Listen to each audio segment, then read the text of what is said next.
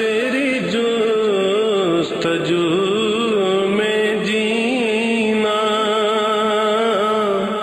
तेरी आरज़ू में मरना।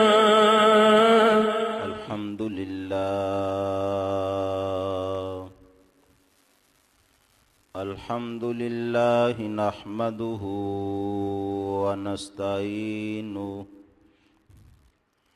व नस्तईनुहु व नस्तगफिरुहु व नु'मिनु बिही व नतवक्कलु अलैहि व नऊज़ु बिल्लाहि मिन शुरूरि अनफुसिना व मिन सय्यिआति अमालिना। मन यहदिहिल्लाहु फला मुदिल्ल लहु व मन युद्लिल्हु फला हादिय लहु। वनशहदु अल्ला इलाहा इल्लल्लाह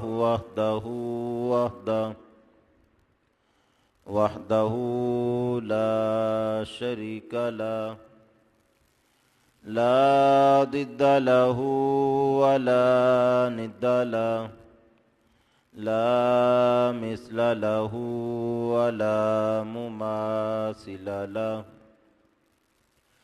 वनशहदु अन्न सय्यिदना व मौलाना व मलजाना व मअवाना तबीबना व तबीब कुलूबिना शफीअना व शिफाअ सुदूरिना कुर्रतना व कुर्रत उयूनिना मतलूबना व मसहूबना व मौजूदना आलाना व औलाना व मौलाना मुहम्मदन अब्दुहु व रसूलुहु। अम्मा बादु फ़अऊज़ु बिल्लाहि मिनश शैतानिर रजीम। बिस्मिल्लाहिर्रहमानिर्रहीम। वयौम यअद्दुज़्ज़ालिमु अला यदैहि यक़ूलु या लैतनि इत्तख़ज़्तु मअर्रसूलि सबीला। आमन्तु बिल्लाहि सदक़ल्लाहुल अज़ीम। इन्नल्लाह व मलाइकतहु युसल्लूना अलन नबी या अय्युहल्लज़ीना आमनू सल्लू अलैहि व सल्लिमू तस्लीमा। अस्सलातु वस्सलामु अलैका या सय्यदी या रसूलल्लाह व अला आलिका व अस्हाबिका या हबीबल्लाह। अस्सलातु वस्सलामु अलैका या सय्यदी या रसूलल्लाह व अला आलिका व अस्हाबिका या खातमन नबिय्यीन। या साहिबल जमाली व या सय्यदल बशर मिन वजहिकल मुनीरी लक़द नुव्विरल क़मर।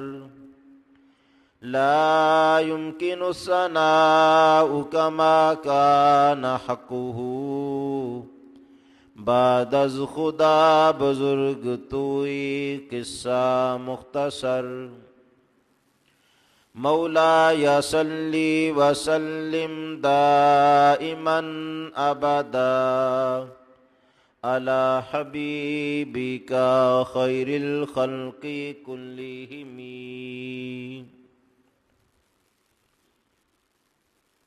اللہ تبارک و تعالی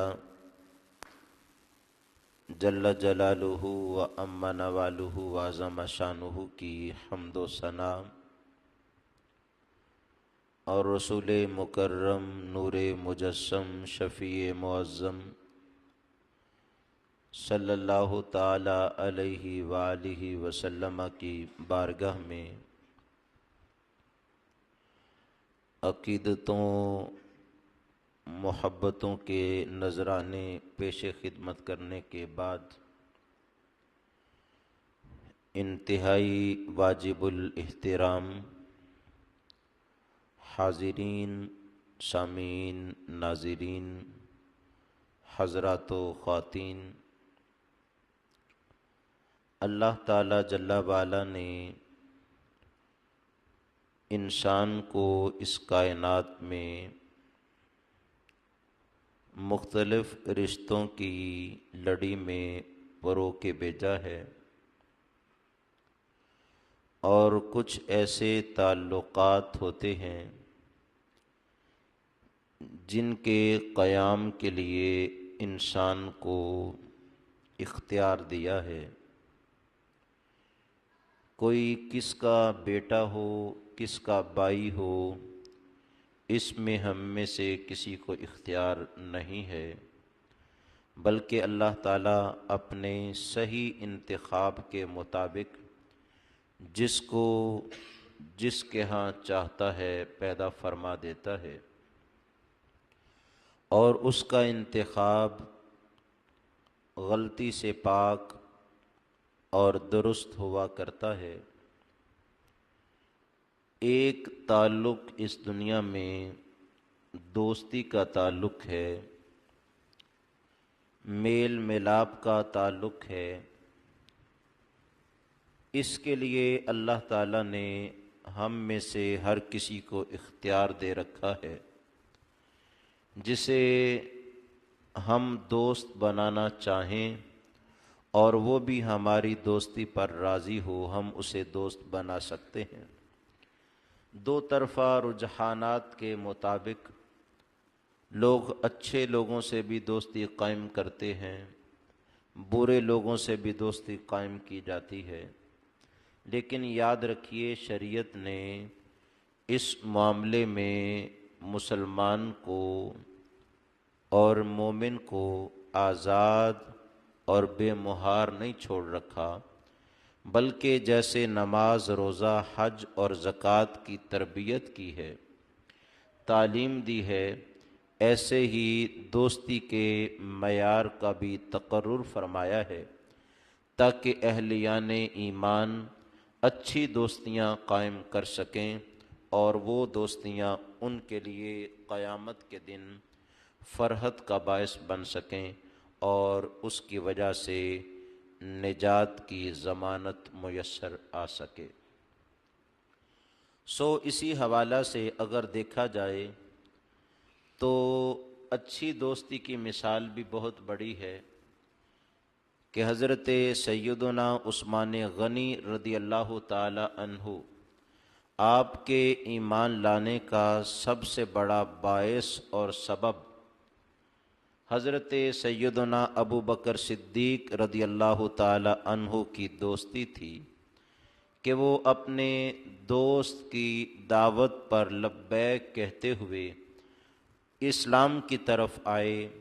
بہت ساری وجوہات میں سے ایک وجہ ان کی حضرت صدیق اکبر رضی اللہ تعالی عنہ سے دوستی تھی، اور حضرت صدیق اکبر رضی اللہ تعالی عنہ کے دوستوں میں اسلام کی طرف رجحان کا ہونا یہ ان کے ایک تعلق کی وجہ سے بھی تھا کہ وہ لوگوں کو اس کی طرف مائل کرتے اور کہتے کہ دوستی تبھی قائم رہے گی جب تم بھی ایمان کے دائرے میں داخل اور شامل ہو جاؤ گے۔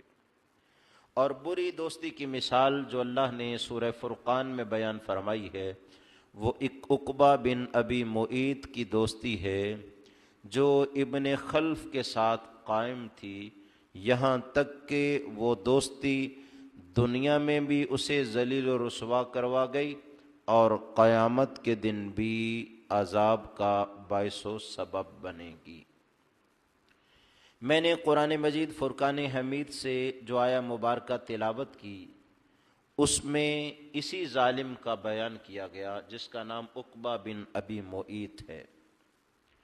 یہ شخص بڑا مالدار تھا اور جب بھی مکہ المکرمہ سے باہر جا کے واپس پلٹتا تو اہل مکہ کی دعوت کیا کرتا تھا اور کہا کرتا تھا کہ میرے گھر آؤ، اور بڑی اچھی ضیافت کرتا۔ ایک بار اس نے آقا علیہ السلام کی بارگاہ میں بھی عرض کیا، اے محمد عربی صلی اللہ علیہ وسلم، اب کی بار میں چاہتا ہوں کہ آپ میری دعوت پہ میرے گھر تشریف لائیں، ہمارے گھر سے کھانا کھائیں، میں جو دسترخوان لگا رہا ہوں اس پر آپ بھی تشریف لائیں تو رونق بن جائے گی۔ آقا علیہ السلام نے فرمایا، عقبہ بن ابی معیط، تیرے گھر دعوت پہ تب آؤں گا جب تو اسلام قبول کر لے گا۔ آنے سے مجھے یہی چیز روکتی ہے کہ تو کافر ہے، مشرک ہے، اور میں کسی کے گھر میں آؤں بھی اور وہ کفر میں ہی رہے تو مجھے بھلا نہیں لگتا۔ میں چاہتا ہوں کہ دوستی کی وجہ سے بندہ کسی کو دعوت دیتا ہے، تیرا میرے ساتھ ایک انس بڑھ رہا ہے اور اس انس کا فائدہ اسلام کی شکل و صورت میں سامنے آنا چاہیے۔ اور آقا علیہ الصلوۃ والسلام کا ہمیشہ سے یہ مقصود رہا۔ جب آپ کے چچا حضرت امیر حمزہ رضی اللہ تعالیٰ عنہ نے آ کے عرض کی تھی، اے میرے بھتیجے گھبراؤ نہیں، میں ابو جہل سے آپ کا بدلہ لے کے آیا ہوں، اسے زد و کوب کیا ہے، مارا ہے، اب تو خوش ہو۔ آقا علیہ السلام نے فرمایا، چچا اس بات پر میں خوش نہیں ہوتا، اگر مجھے خوش کرنا چاہتے ہو تو تم مسلمان ہو جاؤ، پھر میں خوش ہو جاؤں گا۔ تو حضرت امیر حمزہ رضی اللہ تعالیٰ عنہ پھر اسلام لے آئے۔ تو آقا علیہ السلام کے لیے کوئی شخص بڑے سے بڑا عمل کرتا، دعوت کرتا یا کوئی ایسا عمل کرتا، کہتا اس پر آپ راضی ہیں؟ فرماتے نہیں، جب تک تیرے لیے جنت کا راستہ نہ کھل جائے تب تک میں راضی نہیں ہوں، اور وہ جنت کا راستہ ایمان اور اسلام کا راستہ ہے۔ آقا علیہ السلام نے عقبہ بن ابی معیط سے کہا، اگر مجھے اپنے گھر دعوت پہ بلانا چاہتا ہے تو ایک شرط ہے، تو اسلام لے آ۔ اس نے کہا، ٹھیک ہے، آپ میرے پاس تشریف لائیں، ہمارے دسترخوان کو رونق بخشیں، میرے گھر مہمان بنے، میں اسلام قبول کر لیتا ہوں۔ اور آقا علیہ السلام آئے، اس نے اسلام کا اعلان کیا، اور اس سے اگلی دعوت پر جب اس نے اپنے دوست کو ابن خلف کو، بعض روایات میں امیہ بن خلف کا لفظ ہے، بعض میں ابی بن خلف کا ہے، اس نے ابن خلف کو بلایا، اس نے کہا نہیں، میرا تیرا کوئی تعلق نہیں رہ سکتا جب تک تو محمد عربی صلی اللہ علیہ وسلم سے اپنا تعلق ختم نہ کر دے۔ کہنے لگا، جب میں کافر ہوں اور وہ جس دین کی دعوت دیتے ہم اسے تسلیم نہیں کرتے، اور میرے لحاظ سے تو مرتد ہو چکا ہے کہ اسلام میں چلا گیا، چونکہ وہ مشرک تھا۔ اس نے کہا، شرک کو چھوڑنا ارتداد ہے۔ اس نے اپنے دوست کو راضی کرنے کے لیے کہا، نہیں، میں نے کسی غرض کی وجہ سے، مطلب نکالنے کے لیے اسلام کا اعلان کیا تھا، میں دل سے مسلمان نہیں ہوا، تو میرے ساتھ چل، معاذ اللہ ثم معاذ اللہ۔ یہ وہ شخص ہے جو جنت کے قریب پہنچ کر بھی دوزخ کے نچلے گڑھے کا حقدار ٹھہرا، اور یہ ہرقل کی طرح ہے۔ ایسی اور بھی کچھ مثالیں موجود ہیں کہ جن لوگوں نے جنت کا راستہ قریب سے دیکھ کر کہ آقا علیہ السلام کی محبت میں اپنے آپ کو مگن کرنے کے باوجود بھی اپنی دنیا کی خاطر اور تعلقات کی خاطر دوزخ میں گرنا پسند کیا، اور قیامت کے دن بھی یہ کف افسوس ملتے رہیں گے اور ندامت سے اپنے ہاتھ کاٹتے رہیں گے، چباتے رہیں گے، کھاتے رہیں گے۔ اس کی بدبختی، اس نے کہا صرف یہی نہیں کہ انہیں جا کے کہا کہ میں نے تمہارا ایمان واپس کیا، میں نہیں قبول کرتا، شرک میں مبتلا ہوتا ہوں، بلکہ اس سے بھی بڑی بدبختی کی بات یہ ہے، ابن خلف نے اس سے کہا عقبہ سے، عقبہ میں تم سے دوستی تب قائم رکھوں گا اور راضی ہو جاؤں گا جب تم اس شخصیت کے چہرے پر معاذ اللہ ثم معاذ اللہ تھوک کے آؤ گے۔ اس نے کہا ابی بن خلف، دوستی بہر صورت قائم رہنی چاہیے، جیسے کہتے ہو میں کرنے کے لیے تیار ہوں۔ اس نے کہا کہ میں نے ایمان کا انکار کیا، شرک میں مبتلا رہا۔ پھر اس نے اپنی بدبختی کا اظہار کرتے ہوئے معاذ اللہ تھوکا۔ جب تھوکا تو اللہ تعالیٰ جل والا کی غیرت کب قبول کرتی ہے کہ اس کے محبوب مکرم کے ساتھ کوئی ایسی حقارت والا عمل کرے۔ فوراً اس کا تھوک آگ کا انگارہ بنا، اور انگارہ بننے کے بعد واپس پلٹ کے اس کے چہرے پر لگا، اور اس کے دونوں رخسار، اس کا چہرہ آگ سے جل گیا، کالا سیاہ ہو گیا، اور موت تک وہ نشانی اس کے چہرے سے ختم نہیں ہوئی۔ اللہ رب العزت جل وعلا نے اپنے محبوب مکرم صلی اللہ علیہ وسلم کے ساتھ گستاخی کرنے والے کا فوری یہ حال کیا تو آقا علیہ السلام نے اس شخص سے کہا، عقبہ یاد رکھنا، جب مکہ سے باہر میرا اور تمہارا کہیں ٹکراؤ ہوگا تو ہم تیرا سر قلم کر کے رکھ دیں گے۔ اور پھر وہ بدبخت واپس چلا گیا اور ابن خلف سے کہنے لگا، لو میری تیری دوستی برقرار، جو تو نے کہا تھا میں نے کر دیا۔ جب جنگ کا بدر کا موقع آیا اور جنگ کا انگارہ بجنے لگا، لوگ تیار ہونے لگے، عقبہ نے کہا تھا، اے ابن خلف، ساری باتیں اپنی جگہ، میں نے تیری خاطر دیکھ ان کا تعلق ختم کیا، لیکن آج ایک بات میری مان، مجھے جنگ پہ ساتھ لے کے نہ جا۔ اس نے کہا کیوں؟ کہا مجھے ڈر آ رہا ہے، لرز رہا ہوں مکہ میں۔ کیوں لرز رہا ہے؟ کہا اس لیے کہ اس شخص نے کہا تھا کہ مکہ سے باہر جب میرا تیرا ٹاکرا ہوگا تیرا سر قلم کر دیا جائے گا، اور اب مکہ سے باہر جنگ لڑی جا رہی ہے، تو جانتا ہے دشمنی اپنی جگہ، مگر اس کے منہ سے نکلی ہوئی ہر بات سچ ہوتی ہے، اب میں تو ضرور قتل ہو جاؤں گا اگر گیا۔ اس نے کہا کیسی بات کرتا ہے، ہم مغلوب ہونے والے ہی نہیں، پہلے ہم نے انہیں مکہ سے نکالا، اب ہم ان سے لڑنے جا رہے ہیں، ہمارے پاس بڑی تعداد ہے، قوت ہے، طاقت ہے، ان کے پاس کیا ہے؟ اور اگر کوئی ایسا مسئلہ بنا بھی تو سرخ اونٹ تیرے پاس ہے، بڑا دوڑتا ہے، اس پہ بیٹھ کے تو دوڑ جانا۔ اس نے کہا نہیں، ساری باتیں میں نے مان لی، ایک بات میری مان لے، ان کے مقابلے میں جنگ پہ مجھے نہ لے کے جا۔ یہ ہوتا ہے روب، یہ ہوتا ہے دبدبا۔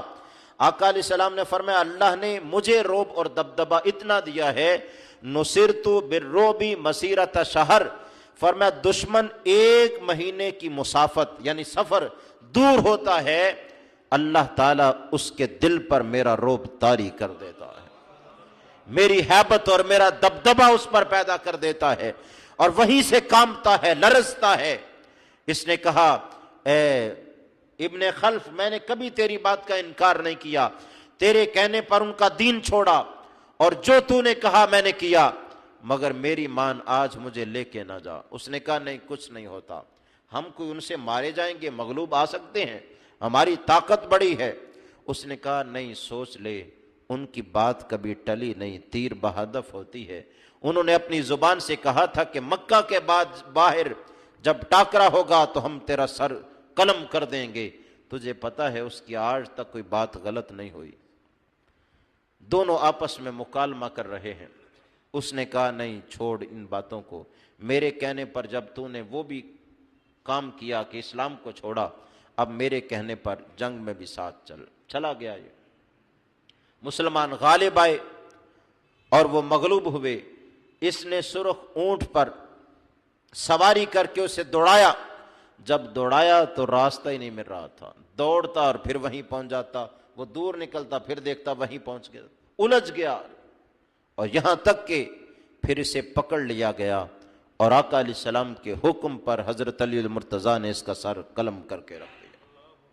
تو گرامیہ قدر، یہ وہ بد نصیب ہے جس کی دوستی اسے تباہ کر گئی، اور جنت کے قریب پہنچے ہونے کے باوجود دوزخ کے سب سے نچلے گڑھے اسفل السافلین میں گرا گئی۔ قرآن اس کی کیفیت کو بیان کرتا ہے، گویا ہمیں سمجھاتا ہے کہ دوستیاں کوئی معمولی چیز نہیں ہے، بڑی اہمیت والی ہیں، اور دین بھی دوست والا ہوتا ہے، عادات بھی دوست والی ہوتی ہیں، اور اللہ تعالیٰ فرماتا ہے وَيَوْمَ يَعَضُّ الظَّالِمُ عَلَى يَدَيْهِ، جس دن ظالم اپنے ہاتھ چبائے گا، کاٹے گا، اور ندامت کے ساتھ اس قدر چبائے گا کہ ایک روایت میں ہے قیامت کے دن اس کے عذابات میں سے عقبہ کے ایک عذاب یہ ہوگا، یہ اپنے دونوں ہاتھ منہ میں ڈال کے چبائے گا، کاٹے گا، کھائے گا، یہاں تک کہ کوہنیوں سمیت یہ سارے بازو کھا جائے گا۔ اور جب یہ بدبخت یہ کھا چکا ہوگا، اللہ پھر نئے بازو اور ہاتھ دے گا، پھر دوبارہ کھائے گا، پھر نئے دے گا، پھر کھائے گا، تو گویا دوزخ کے عذاب کے ساتھ ساتھ اسے اپنے ہاتھ اور اپنے بازو چبانے کا ایک دوسرا عذاب ہو رہا ہوگا۔ اتنی سختی ہوگی اس شخص پر۔ اب وہاں بولے گا کیا؟ وقت تو گزر چکا ہوگا، لیکن جن کے پاس اب زندگی ہے ان کے لیے پیغام ہے۔ وہ اپنے ہاتھ کاٹے گا اور ساتھ کہے گا، یقول، بولے گا، یا لیتنی اتخذت مع الرسول سبیلا، ہائے کاش میں نے رسول اللہ کا راستہ اپنایا ہوتا، میں نے ان کی دوستی کو قائم کیا ہوتا، ان کے ساتھ مل کے نجات کا راستہ پا لیا ہوتا۔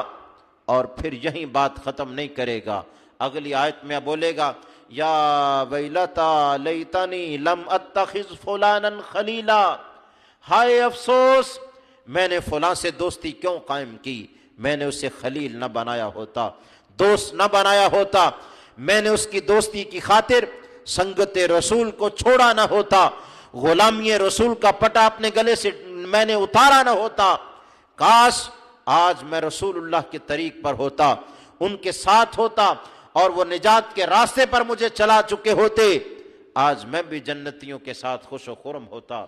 لیکن افسوس فلاں کی دوستی مجھے اتنی مہنگی پڑی کہ دنیا میں بھی رسوائی سے قتل کیا گیا ہوں، اور آج بھی ہاتھ چبا رہا ہوں، اور مارے ندامت چہرہ نہیں اٹھتا، مگر اب اس کا کوئی فائدہ ہونے والا نہیں ہے۔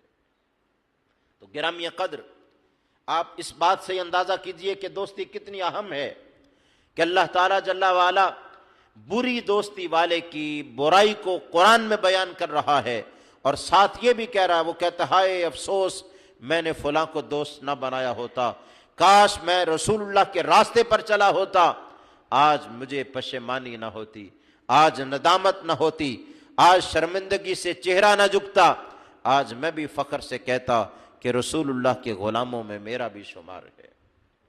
اور گرامی قدر، ذرا اس پر گہرائی سے اگر سوچا جائے تو دوستی کی بہت زیادہ اہمیت ہے۔ آپ دیکھیں، کسی شخص کو بھی اس کا باپ چوری کی تربیت نہیں دیتا، کہ باپ کہتا ہو تم چوری کرنا، ڈاکہ ڈالنا۔ کسی شاگرد کو بھی استاد چوری کی تلقین نہیں کرتا۔ کسی بھائی کو بھی اس کے بھائی بہن اس لیے نہیں ابھارتے کہ تم چوری کیا کرو، ڈاکے مارا کرو۔ تو پھر چوری اور ڈاکہ یہ عمل کیسے شروع ہوتا ہے؟ اگر ڈیپلی غور کیا جائے، گہرائی میں سوچا جائے، تو یہ برائیاں دوستانے کی وجہ سے پیدا ہوتی ہیں۔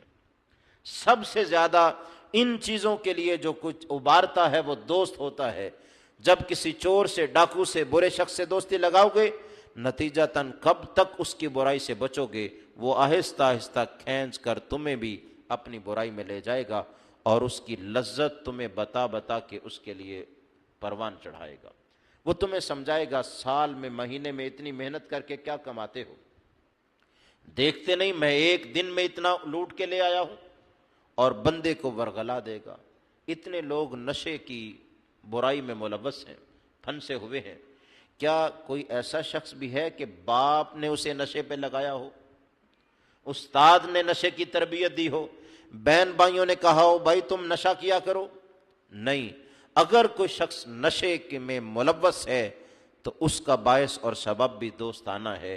کسی نشئی کے ساتھ ملنا جلنا ہو گیا، اٹھنا بیٹھنا ہو گیا، پہلے اس نے فری میں دیا، پھر ساتھ عادی بنا لیا، اور پھر اسے دیتا بھی ہے، اسے لیتا بھی ہے۔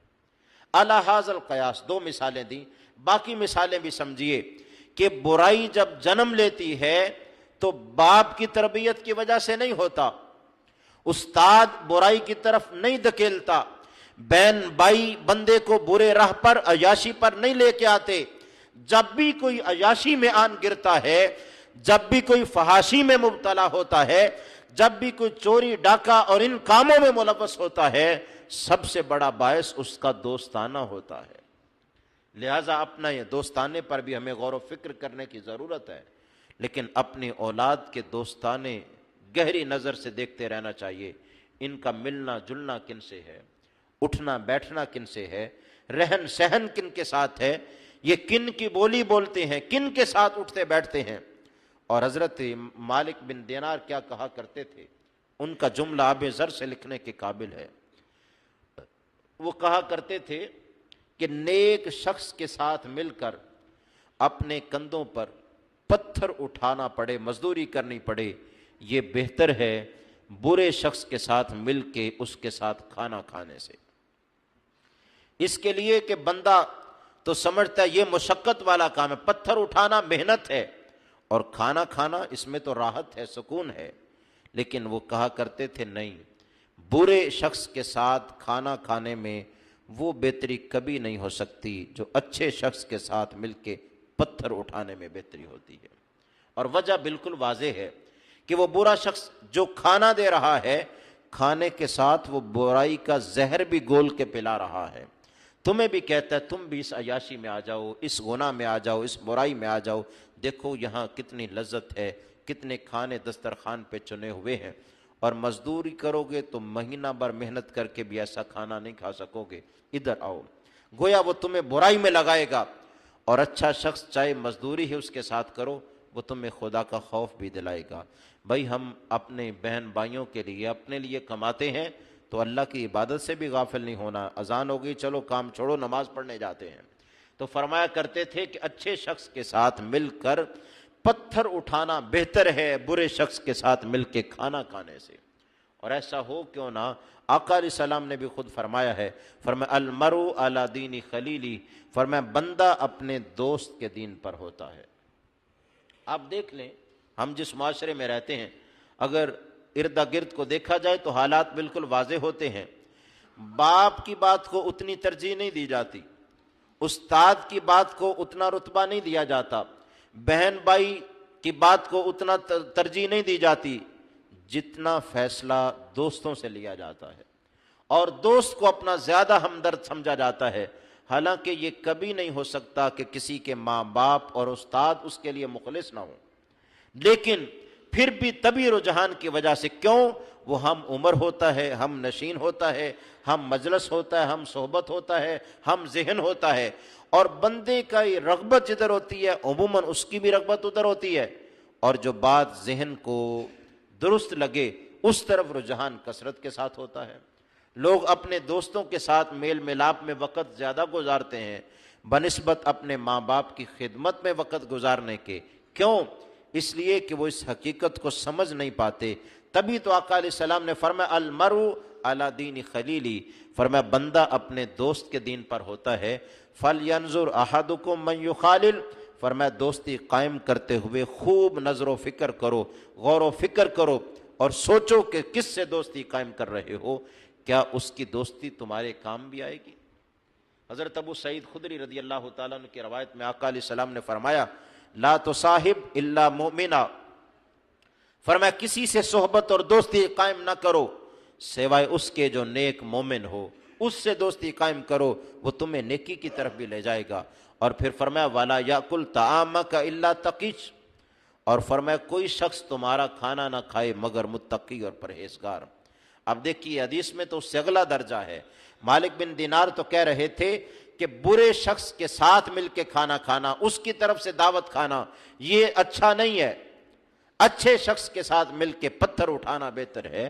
تو آقا علیہ السلام نے تو یہاں تک بھی فرما دیا، فرمایا وَلَا يَأْكُلْ طَعَامَكَ إِلَّا تَقِيٌّ، فرمایا جب تم کھانا کھلاتے ہو، دعوت کرتے ہو، تو اپنی دعوت بھی برے شخص کی دعوت نہ کرو، اچھے شخص کی دعوت کرو۔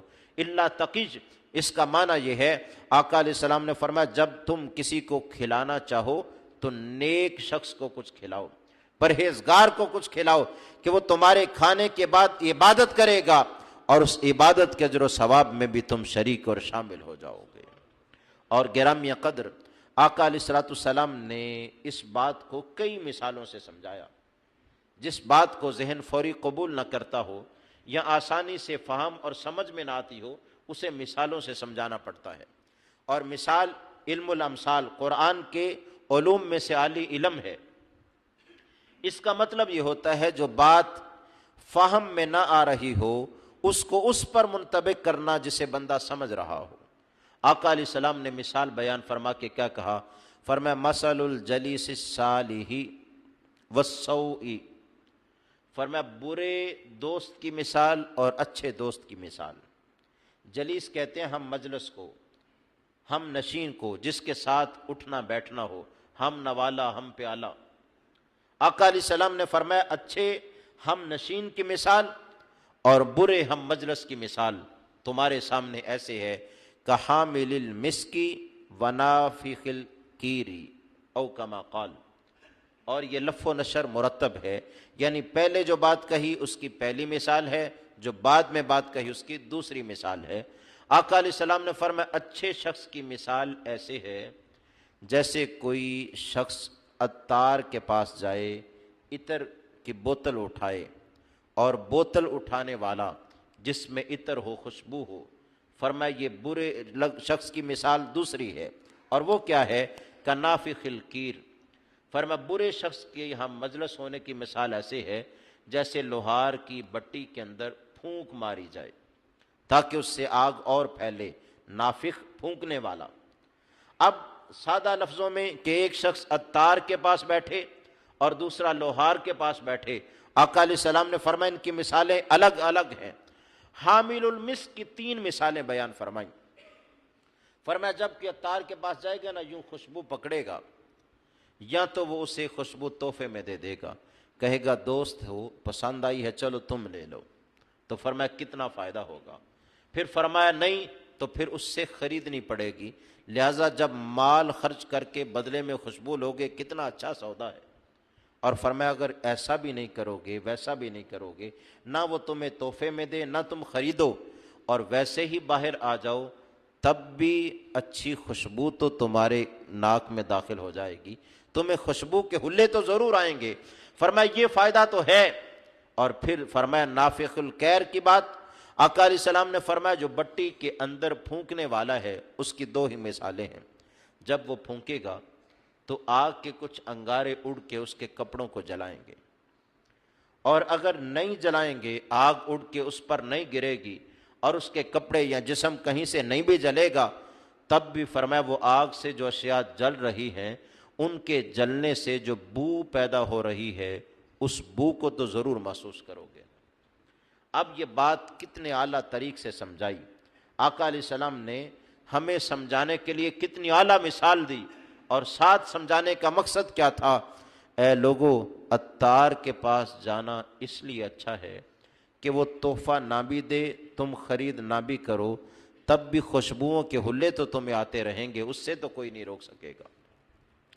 اور لوہار کی بٹی میں پھونک مارنے کی مثال فرمایا چنگارے تمہارے کپڑوں پر نہ بھی پڑیں، تمہارے جسم کو نہ بھی جلسائیں، اس کی مکروہ بو تو ضرور تمہارے کان میں داخل ہو جائے گی۔ تو فرمایا اسی طریق سے اچھے شخص کے پاس بیٹھو گے وہ تمہیں اچھائی کی تلقین کرے گا۔ صحبت صالح تورا صالح کنت اور تو صحبت تالے تورا تالے کنت۔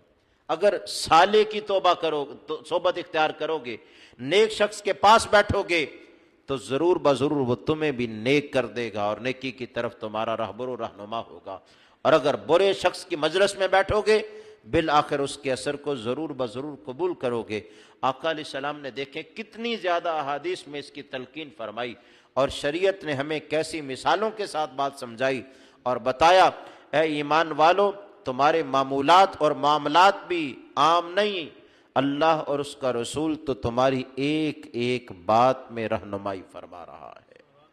آقا علیہ السلام کی گہرائی کے ساتھ اس کو زیر بحث لانا کیوں مقصود تھا؟ اس لیے کہ میرے امتی کہیں بری صحبت کا شکار ہو کر آخرت میں دوزخ میں نہ گر پڑیں، اس لیے سمجھایا اے ایمان والو لا تصاحب الا مؤمنا، صحبت اور دوستی کسی مومن سے قائم کرو، ایمان کی وجہ سے اس کے قریب ہو جاؤ۔ اور بہتر ہم نشین اور ہم مجلس مسجد کا ہم نشین اور ہم مجلس ہے کہ یہ اللہ اور ان کے تابع اور اس کی بارگاہ میں جھکنے والے ہوتے ہیں، بہتر ہم نشین اور ہم مجلس وہ ہے جو بندے کو آخرت کی یاد دلائے۔ آقا علیہ السلام نے جہاں ہمیں یہ تربیت دی کہ جب تم نکاح کرو تو اس میں دین کا زیادہ لحاظ رکھو۔ آقا علیہ السلام نے فرمایا 4 وجہ ہیں جن کی وجہ سے نکاح کیا جاتا ہے، کسی کی پسند ان 4 میں سے کوئی ہو سکتی ہے۔ پہلی بات مال و دولت، کہ کسی کے مال و دولت کی وجہ سے اس سے رشتہ کیا جائے۔ دوسری بات حسب و نسب، کہ وہ عالی نسب ہو۔ تیسری بات حسن و جمال، کہ وہ خوب رو اور خوبصورت ہو۔ اور چوتھی بات فرمایا دین اور خوف خدا۔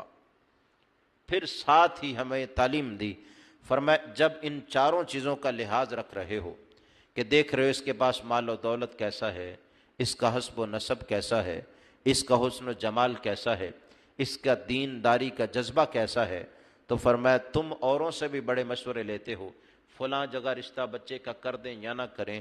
فرمایا ایک رسول مکرم بھی تمہیں حکم دے رہے ہیں ان 4 میں سے کسی کی دینداری کو ترجیح دو۔ اور ساتھ ہی فرمایا بہتر بیوی وہ ہوتی ہے جو تعین علی امر الاخرہ، گھر میں جب کوئی چیز زیر بحث ہو، فلاں موقع پر کیا خرچ کریں گے، کیسے جائیں گے، کیسے آئیں گے، تو وہ ایک بات کہے ویسے کرنا جیسے اللہ اور اس کا رسول راضی ہوگا۔ ہم کہیں آخرت کو خراب نہ کر لیں۔ تعین علی امر الاخرہ، آخرت کے معاملے میں جو مددگار ہو، آقا علیہ السلام نے فرمایا وہ سب سے بہتر ہے۔ اور جو ہر جگہ دنیا کو ترجیح دیتی رہے کہ ناک بچاؤ، لوگوں سے مقابلہ کرو، فرمایا وہ تمہاری آخرت کو تباہ و برباد کر دے گی۔ آقا علیہ السلام نے تو یہ بھی سمجھایا کہ رشتے کرتے ہوئے بھی، تعلق قائم کرتے ہوئے بھی اس بات کا خیال رکھو، ظاہر ہے جب رشتہ ہوگا تو باہم محبت اور الفت پیدا ہوگی، اور پھر اس محبت و الفت کے اثرات زندگی پر مرتب ہوں گے، اور ہر وقت شریک حیات جو مشورہ دے گی اس کا کان میں ضرور بضرور اثر ہوتا ہے۔ تو آقا علیہ السلام نے فرمایا صحبت اور ساتھ کے لیے ضروری ہے، اس کا بھی خیال کرو کہ دوست بھی اچھا ہو، اور یہ بھی خیال کرو شریک حیات بھی بہتر ہو، اور وہ تمہیں ہمیشہ دنیا میں ہی نہ الجھائے رکھے، دنیا کیا کہے گی، تمہیں یہ کہے کہ آخرت کیسے بنے گی، اس طرح اللہ اور اس کا رسول راضی ہے تو ایسے کر لو۔ لہٰذا ہمیں دنیا نہیں دیکھنی، آخرت دیکھنی ہے۔ تو آقا علیہ السلام نے فرمایا پھر سب بلا ہو جاتا ہے۔ اب دیکھیے ہر معاملے میں دوستانہ ہو اور رشتوں کے معاملات ہوں، تعلقات ہوں، اٹھنا بیٹھنا ہو، کسی کے ساتھ کھانا پینا ہو، کوئی مرحلہ ایسا نہیں کہ آقا علیہ السلام نے اس میں ہماری تربیت نہ کی ہو اور ہمیں سمجھایا نہ ہو کہ اٹھنا بیٹھنا کن سے ہونا چاہیے، رشتہ اور تعلق کن سے ہونا چاہیے، کھانا پینا کن کے ساتھ ہونا چاہیے، رہنا سہنا کس کے ساتھ ہونا چاہیے۔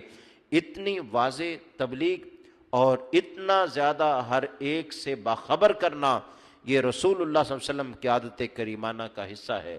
اس لیے کہ وہ چاہتے ہیں میرا کوئی امتی غلط تعلق کی وجہ سے اور غلط دوستانے کی وجہ سے، غلط رشتے کی وجہ سے برائی میں ملوث نہ ہو جائے، اس لیے خود تربیت فرما رہے ہیں۔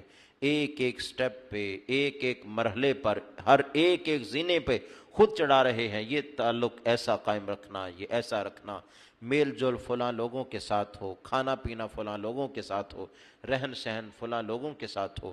جب اتنا واضح طور پر آقا علیہ السلام نے بیان فرما دیا، ہمیں چاہیے کہ اس کی حساسیت کو جانیں اور پورا پہرا دیں اس بات پر کہ ہم رسول اللہ صلی اللہ علیہ وسلم کی بات کو اور دین کے فرمان کو، اللہ تعالیٰ کی آیات کو سب سے مقدم رکھیں گے۔